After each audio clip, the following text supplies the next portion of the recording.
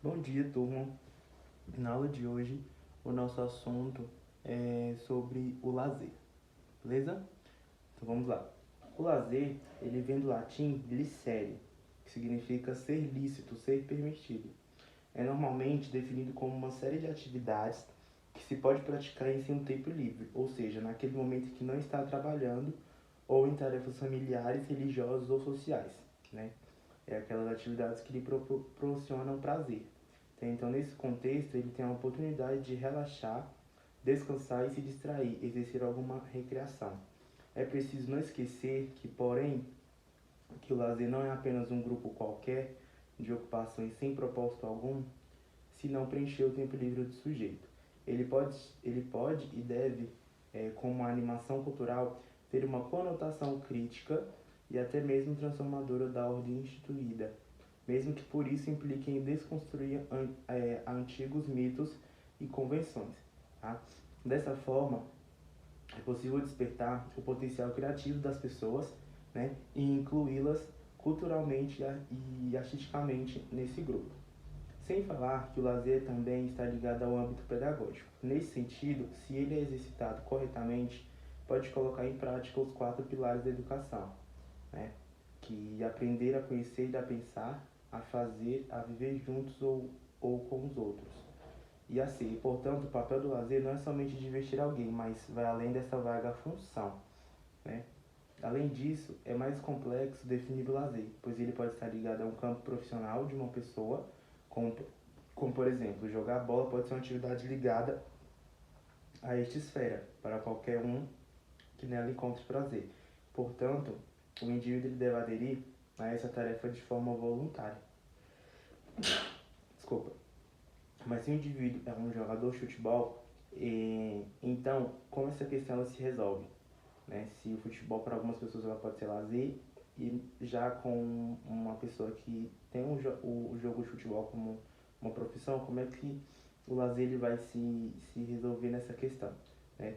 Então aí entra a importância da atitude diante da ocupação. Então, porque se há deleite do que se faz, então se pode considerar que o trabalho está de certa forma aliado ao lazer. Então, assim, o lazer não pode ser meramente definido como algo desvinculado do trabalho profissional ou de qualquer outra atividade do ser humano, né?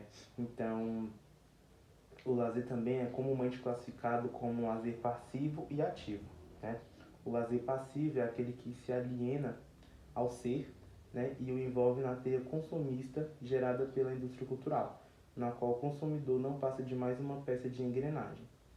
Ele é inserido no mercado, hipnotizado pelo universo da publicidade e, nesse sentido, o lazer também se transforma em um produto, acessível não mais apenas pelo tempo de que a pessoa dispõe, mas principalmente pelo capital e item fundamental.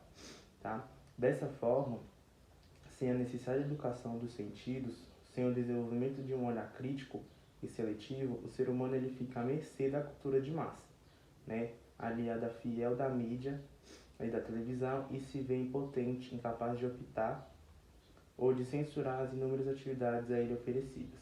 Né? Então, como consequência deste processo, o indivíduo ele passa a agir como um autômato, né? E segue consumindo o produto lazer sem ter o poder de processar o seu conteúdo e de transformá-lo em aprendizado, né? E o lazer ativo, ele possibilita de uma nova enunciação das múltiplas vivências. Então, é uma conversão das atividades em conhecimento, em expressão criadora e em novos olhares e potencialidades, né? Então, nesse campo, é permitida uma maior convivência social e uma melhor qualidade de vida. Entendido? Aí eu vou dar uma parte aqui de um texto, né, que ele fala de algumas funções do lazer para o ser humano, né? Então, para Elias e Doug, que são escritores, de grosso modo, as atividades humanas elas podem ser divididas entre as atividades para os outros, que seria o mundo do trabalho, e as atividades realizadas para si mesmo, campo na qual se encontraria o chamado tempo livre, né? Então, este tempo livre ele é aproveitado pelas pessoas com dois tipos de atividades: atividades não dedicadas ao lazer e atividades dedicadas ao lazer. Então, dessa maneira, o lazer deve ser entendido como uma ocupação escolhida livremente e não remunerada. Escolhida, antes de tudo, porque é agradável para si mesmo, sendo que é nas atividades de lazer que as sociedades industriais as pessoas são capazes de procurar, ainda com moderação, mas com total aprovação pública, excitação emocional e onde podem ser encontrada, além até o determinado limite, sob uma nova forma socialmente regulamentada. Tá? Já um outro autor, o Geoffrey do Mazedier, ele define o lazer como um conjunto de ocupações às quais o indivíduo pode dedicar-se que para descontrair e que para divertir e para desenvolver sua participação voluntária, suas informações ou sua cultura, após ter se libertado de todas as obrigações profissionais, familiares ou outras. Né? E as funções do lazer elas são divididas em 6 funções, né? Então vamos lá.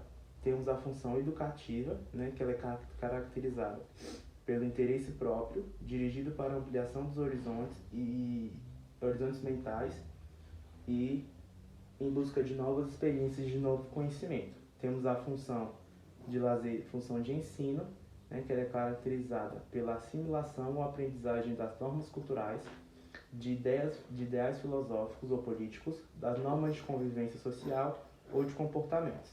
Temos a função integrativa, que tem o objetivo de solidificar e integrar os grupos, principalmente os familiares, né, de amizade, de companhia e aquelas pessoas de interesse comum.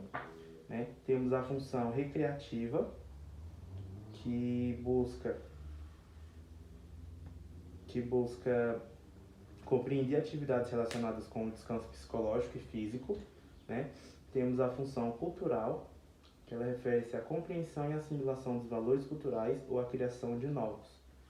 Tá? E por fim, a função compensadora, que seriam as atuações que, de alguma forma, nivelam as insatisfações das outras áreas da vida. Né? Então, podemos definir, por fim, que o lazer seria a atividade, né, propriamente dita, que traz prazer, satisfação para os indivíduos, né, e que não seja uma coisa ligada ao trabalho ou algumas outras obrigações do ser humano. Beleza? O lazer também ele pode ser subdividido em educação, política, economia e arte, né? Então a cultura tem muito apego ao lazer. As festas podem ser consideradas lazer, passeios, a dança e entre outras